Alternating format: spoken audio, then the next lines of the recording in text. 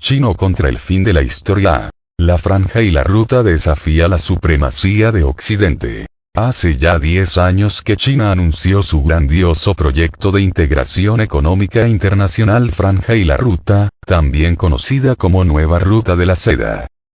Lanzado por Xi Jinping en 2013, la iniciativa tenía como objetivo llevar el excedente de la producción china a los mercados occidentales a través del territorio de diversos países asiáticos y europeos, cambiando en definitiva la realidad geopolítica del mundo. Abarcando en su alcance más del 50% del PIB mundial y el 70% de su población, el proyecto se trata de una herramienta importante que viene transformando la influencia económica y política china en uno de los principales hitos del siglo XXI. No por casualidad, funcionarios en Pekín ya habían confirmado la presencia de al menos 90 naciones en la próxima conferencia orientada a discutir el progreso de la iniciativa de la Franja y la Ruta, programada para el próximo mes de octubre. Todo esto se debe a la importancia que China ha adquirido a lo largo de las últimas décadas. Esta importancia acabó por anular el tristemente célebre libro titulado Fin de la Historia preconizado por Francis Fukuyama a principios de 1990. Al final, por la expresión fin de la historia Fukuyama se refirió, entre otras cosas, a la supremacía de los principios occidentales de organización política y social y su supuesta superioridad frente al modo de pensar y de vivir de las otras sociedades. De hecho, no solo para Fukuyama, sino también para diversas autoridades políticas en Estados Unidos, la combinación entre democracia liberal y capitalismo de libre mercado sería superior a cualquier sistema político/económico alternativo existente en el mundo. La razón de esta interpretación reside en su capacidad para satisfacer los impulsos básicos de la naturaleza humana, representada por el deseo de adquirir bienes materiales y el reconocimiento de su valor individual.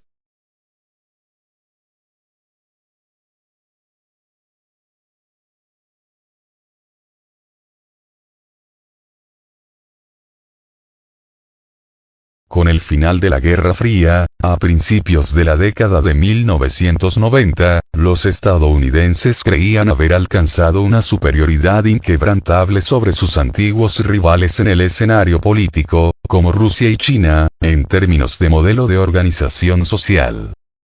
Sin embargo, durante las últimas décadas, ha quedado demostrado que un crecimiento económico robusto se puede promover bajo regímenes políticos distintos, y que no solo los gobiernos democráticos liberales pueden satisfacer las necesidades básicas de sus poblaciones. El ascenso de China en el siglo XXI también ha demostrado que el proyecto estadounidense de homogeneizar ideas y valores en todo el mundo no era más que el sueño de una noche de verano. Después de todo, grandes potencias como Rusia, la India y China representan civilizaciones distintas de las occidentales en muchos aspectos, y poseen sus propias perspectivas históricas sobre el sistema internacional y sobre su posición de derecho en ese sistema. Por lo tanto, aquella tendencia inexorable que se observaba en los años 1990 en torno a la sumisión de esos países a Occidente no era más que una previsión de futuro precipitada. Por otra parte, en regiones como América Latina, Oriente Medio, África, y en otras partes de Asia y Europa del Este, la economía de libre mercado y la democracia liberal no se han convertido, con algunas excepciones importantes, en una regla como se esperaba. China, por su parte, al atraer cada vez más países a su órbita mediante asociaciones comerciales y el propio proyecto La Franja y la Ruta, ofreció al mundo una alternativa a la democracia liberal estadounidense, combinando una economía exitosa fundamentada sobre todo en lazos sociales y familiares fuertes, con un Estado políticamente centralizado. El hecho es que muchas sociedades asiáticas, aunque hacen mención de la importancia de los principios occidentales de democracia, acabaron por modificar su contenido original para acomodar tradiciones culturales y políticas propias. De este modo han actuado China, Japón y Corea del Sur, por ejemplo, con resultados económicos diversos a lo largo de los últimos años. Los estadounidenses y Occidente en general simplemente no creen que en el siglo XXI siga habiendo diferencias en la forma en que los estados gestionan sus sociedades. Esto explica la incomodidad occidental con el surgimiento de países como China en las relaciones internacionales, lo que puso fin a la suposición de que el liberalismo político y económico era el único motor del desarrollo histórico y progresivo de las naciones.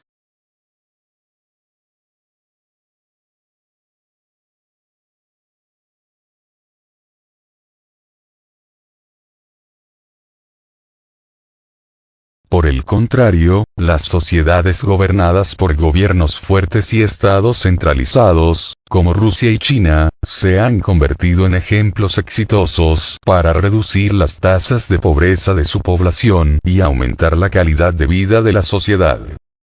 Al final, la universalización del individualismo liberal que pretendía extender sus premisas a todos los países del mundo, resultó ser un proyecto fallido, incluso en Occidente. Basta observar la división causada por los debates sociales en torno a pautas identitarias, contrapuestas en países como Estados Unidos, Canadá y el Reino Unido para asegurarse de que la situación en estos países dista mucho de ser tranquila.